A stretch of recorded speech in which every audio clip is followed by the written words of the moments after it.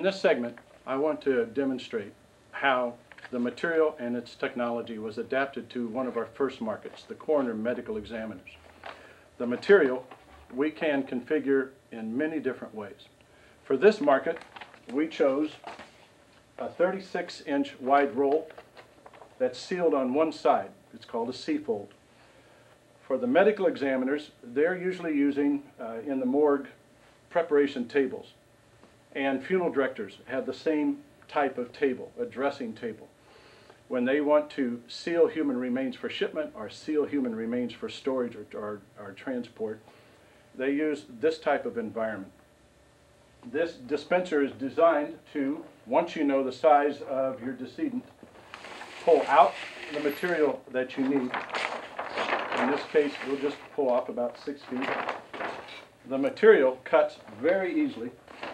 You put your scissors in and just run it down.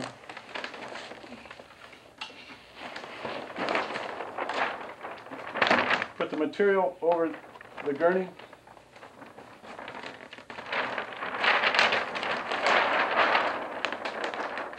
Spread it open.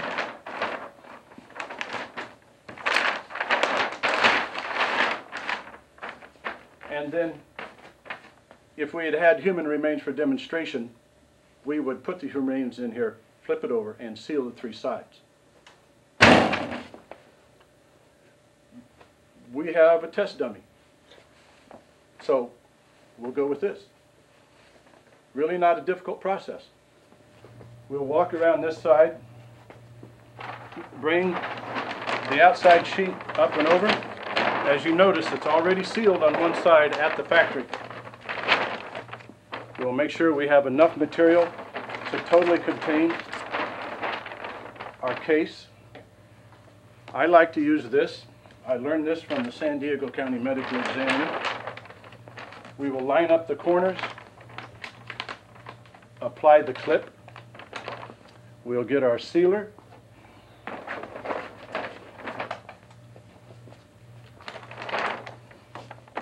Give it a little snap to make sure we're straight. Apply the sealer. And continue to seal all the way across. And now we repeat the same procedure. Place my heater overlapping and continue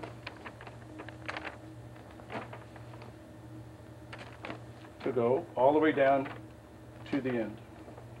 And if you can come in close, you can see how the material deforms once it achieves bonding.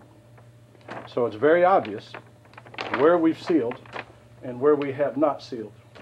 Now, all I have to do is get this end lined up.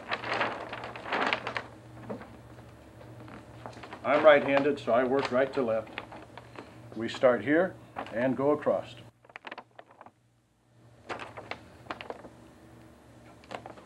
We've completed the containment of this case.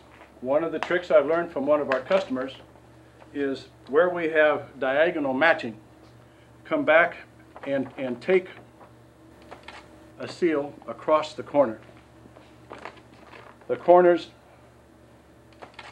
seem to be a point of most concern.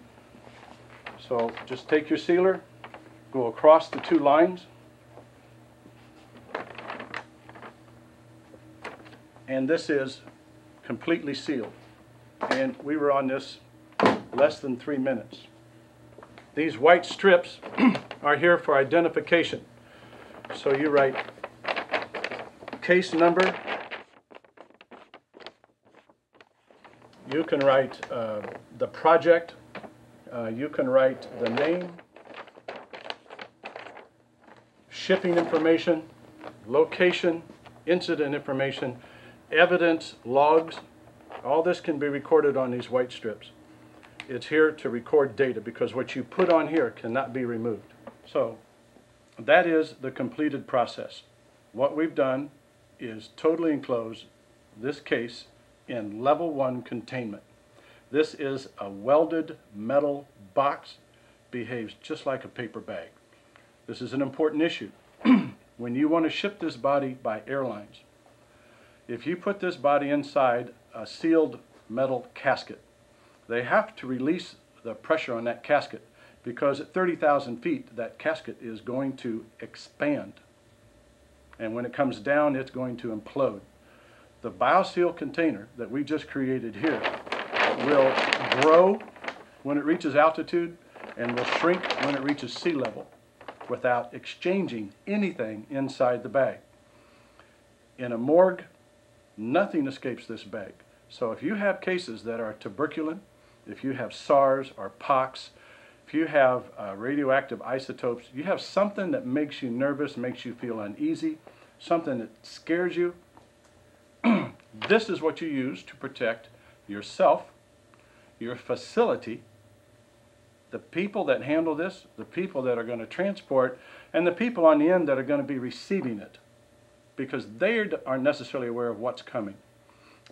As an additional thing, personal effects are always an issue in a morgue and when transporting human remains.